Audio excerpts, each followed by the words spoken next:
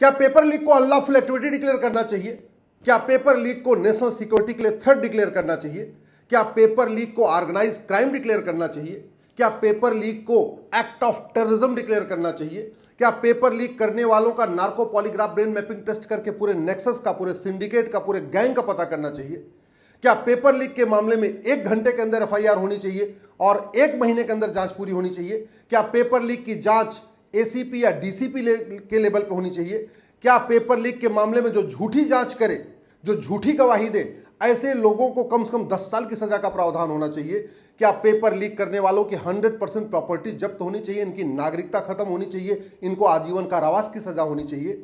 यदि आप इन बातों से सहमत हैं तो क्या इसके लिए आप अपने सांसद विधायक से मिले, और अगर नहीं मिले तो क्या आप मिलने वाले हैं? क्या ऐसे कठोर कानून के लिए आप 1 सप्ताह के लिए जंतर मंतर आने के लिए तैयार हैं? याद रखिए, चीन, जापान, सिंगापुर में पेपर लीक नहीं होता क्योंकि कानून कठोर है। अमेरिका में, रूस में, जर्मनी में, ब्राजील में पेपर लीक नहीं होता क्योंकि वहां का कानून कठोर है। और हमारे यहां हर साल पेपर लीक होता है। सेंट्रल गवर्नमेंट जो एग्जाम कंडक्ट करती है वो पेपर भी लीक होता है, स्टेट गवर्नमेंट जो एग्जाम कंडक्ट करती है वो पेपर भी लीक होता है। और उसका मूल कारण है घटिया कानून। हमारे पास अनलॉफुल एक्टिविटी एक्ट है, 1967 में बना, लेकिन हमने इसमें पेपर लीक को अनलॉफुल एक्टिविटी डिक्लेयर नहीं किया। हमारे पास 1980 में बना हुआ नेशनल सिक्योरिटी एक्ट है, लेकिन हमने पेपर लीक को राष्ट्र की सुरक्षा के लिए खतरा घोषित नहीं किया। हमारे पास बीएनएस में सेक्शन 111 है ऑर्गेनाइज क्राइम की, लेकिन हमने पेपर लीक को ऑर्गेनाइज क्राइम डिक्लेयर नहीं किया। सेक्शन 113 है बीएनएस में एक्ट ऑफ टेररिज्म, लेकिन हमने पेपर लीक को एक्ट ऑफ टेररिज्म डिक्लेयर नहीं किया। हमारे पास भारतीय साक्ष्य संहिता है, लेकिन हमने पेपर लीक करने वालों का narco polygraph brain mapping test mandatory करने के लिए इसमें प्रावधान नहीं किया। हमने झूठ बोलने को अपराध घोषित नहीं किया, झूठ पकड़ने के लिए नार्को पॉलीग्राफ ब्रेन मैपिंग कानून नहीं बनाया। पेपर लीक का मूल कारण है करप्शन, और करप्शन का मूल कारण है भ्रष्टाचार।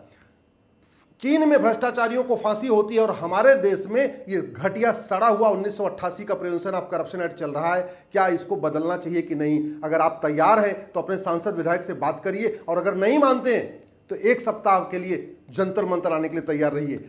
जो पेपर लीक करने वाले हैं ये बेनामी प्रॉपर्टी इकट्ठा कर लेते हैं, और इसका मूल कारण है घटिया कानून।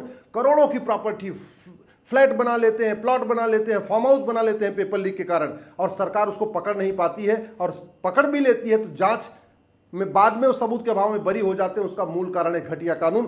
पेपर लीक करने वाले हवाला के जरिए पैसा विदेशों में भेज रहे हैं, पेपर लीक करते हैं भारत में और फार्म हाउस खरीद रहे हैं ऑस्ट्रेलिया में, कनाडा में। उसका मूल कारण है ये घटिया कानून। पेपर लीक करने वाले ब्लैक मनी का पूरा फायदा उठा रहे हैं, इसका मूल कारण है घटिया कानून।